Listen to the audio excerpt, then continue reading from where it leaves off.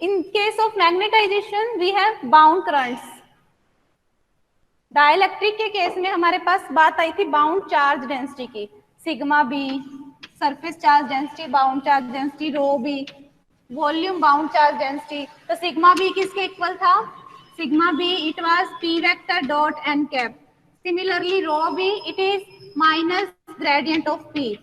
ये हमने ड्राइव किया था कि कोई भी डाइलेक्ट्रिक जब हम उसको इलेक्ट्रिक फील्ड में रखते हैं तो उसमें बाउंड चार्ज जो है पोलराइजेशन हो जाती है, जिससे उसका पॉजिटिव और नेगेटिव सेंटर सेपरेट हो जाते हैं। तो उसमें जो बाउंड चार्ज होता है वो कहाँ जाता है? अगर वो सरफेस पे आता है तो उसकी सरफेस चार्ज डेंसिटी कितनी होती है? P vector dot N cap, that is proportional to polarization. और जो उसकी वॉल्यूम बल्क में भी कुछ चार्ज चला जाता है, तो वॉल्यूम जो चार्ज डेंसिटी आई थी bound volume charge density it was negative gradient of P.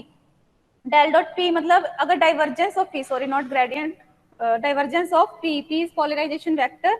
और अगर डाइवर्जेंस जीरो है तो बल्क में नहीं आ रहा, अगर डाइवर्जेंस नॉन जीरो है तो वो बल्क में आ रहा है। तो उस केस में बाउंड चार्ज डेंसिटीज की बात हो रही थी। लेकिन मैग्नेटिक फील्ड हमें पता है किसकी वजह से? करंट की वजह से। तो अब किसकी बात होगी? बाउंड करंट डेंसिटीज की। And we will find the vector potential. Vector potential of the magnetize material. कोई भी मैग्नेटाइज मटेरियल ले लिया, उसमें हमने सपोज कर लिया M is capital, M is the magnetization vector. Suppose इसमें स्मॉल स्मॉल डाइपोल्स होंगे, तो एक सिंगल डाइपोल के लिए जो वेक्टर पोटेंशियल है it is given by vector potential of a single magnetic dipole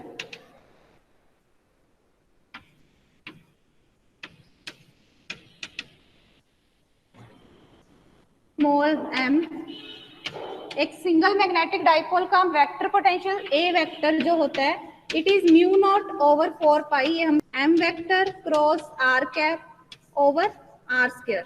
this is the vector potential for a single dipole, magnetic dipole. But हमारे पास जो मैग्नेटाइज मटेरियल लिया है इसमें हम स्मॉल वॉल्यूम एज्यूम कर लेते हैं डी टाउ डैश, और एज्यूम कि इसमें जो मैग्नेटाइजेशन है DM, sorry magnetic dipole moment small DM है, M capital M is the magnetization vector, D tau dash small volume है।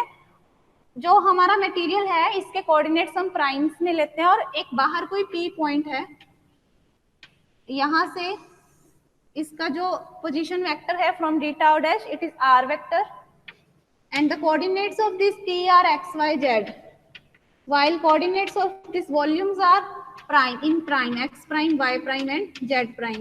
So जो r है r is x minus x prime into I cap, तो ये prime और दूसरे दोनों coordinates पे डिपेंड करता है। बट मुझे ये डी टाउ डैश जो वॉल्यूम है इसके लिए वेक्टर पोटेंशियल लिखना होगा, तो कैसे लिखेंगे? Small D A mu naught over 4 pi, M की जगह पे डी टाउ डैश का अगर डाइपोल मोमेंट डीएम है cross R cap over R square, capital M it is DM vector over volume D tau dash. तो DM की जगह क्या लिख सकते हैं? Capital M, and M will be function of R dash, D tau dash, D tau dash यहाँ अलग से लिख लेते हैं, ये cross R cap as such लिख दिया over R square. So this is the mu naught over 4 pi. This is the vector potential, small vector potential for this small volume d tau dash, mu naught over 4 pi। dm को मैंने लिख दिया, यहाँ से dm को क्या लिख सकते हैं? m into d tau dash cross r cap by r square. The total vector potential is will be the integration of this value. So total vector potential A vector it is mu naught over 4 pi integration capital M, remember it is magnetization vector cross r cap over r square into d tau dash. This is the vector potential for this, total vector potential for this whole magnetized material. Now अब हमें इस integration को solve करना है, और हम solve करते करते किस पे आ जाएंगे? बाउंड करंट्स पे आएंगे। r cap by r square we can write it gradient of del prime of 1 by r. So यहाँ पे हम पुट कर देंगे, तो a vector equal to mu naught over 4 pi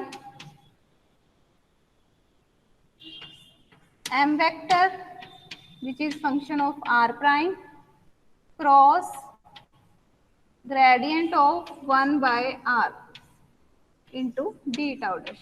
यहाँ पे कहीं ग्रेडियंट नहीं था, हमने इसकी जगह पे ग्रेडियंट को ले आए। फिर यहाँ पे ये वाली आइडेंटिटी का यूज होगा, डेल क्रॉस फाई ए कोई वेक्टर है, फाई कोई स्केलर है। जैसे यहाँ पे m वेक्टर है तो m वेक्टर ए वेक्टर की जगह पे m वेक्टर है, फाई की जगह पे 1 बाय r है। तो इस चीज की जो वैल्यू है m cross gradient of 1 by r, वो हम इस वेक्टर आइडेंटिटी से निकालेंगे।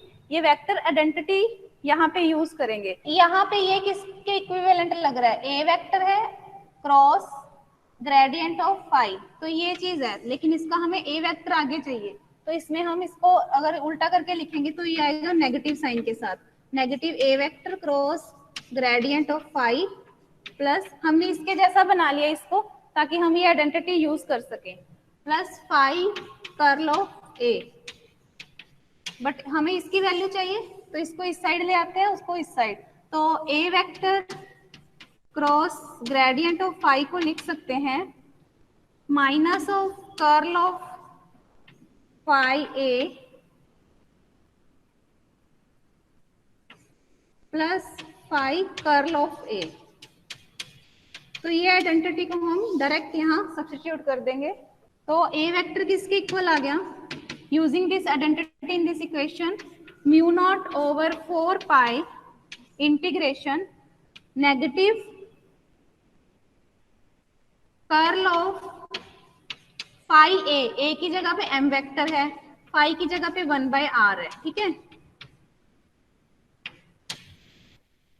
प्लस म्यू नॉट ओवर 4 पाई, वो दोनों के साथ मल्टीप्लाई है, फाई बाहर यानी कि 1 बाय r बाहर, curl of m vector into D tau dash.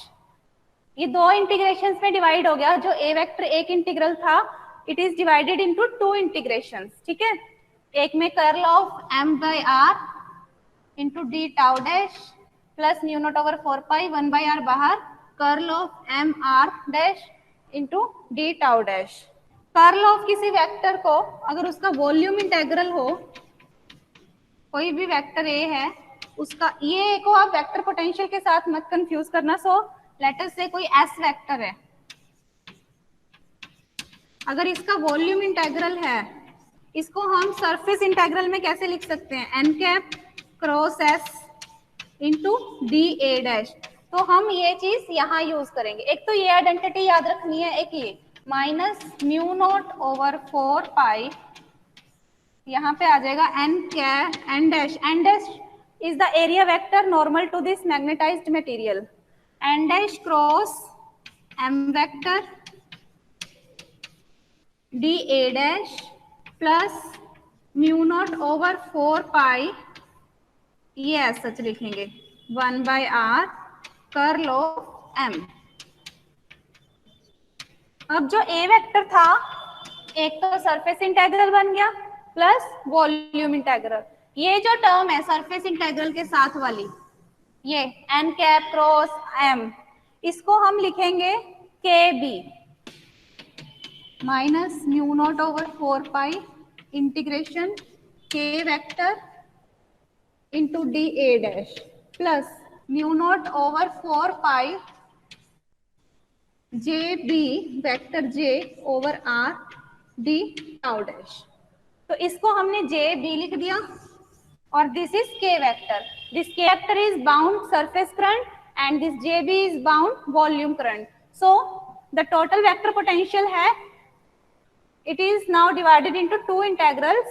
One is integral that is from bound volume current and other is surface current. So the total potential is sum of potential due to bound current throughout the volume and potential, ये potential किसकी वजह से, due to surface current on the boundary.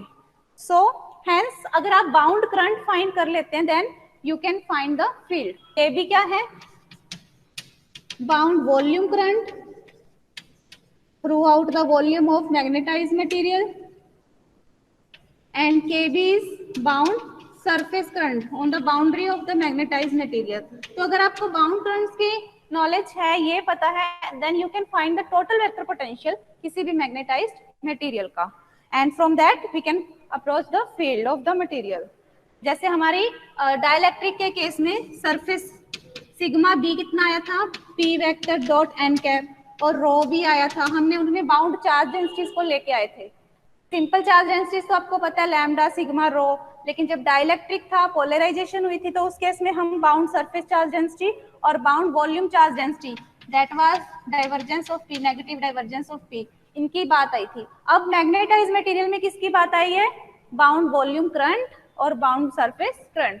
In the next class we will discuss the physical interpretations of these bound currents.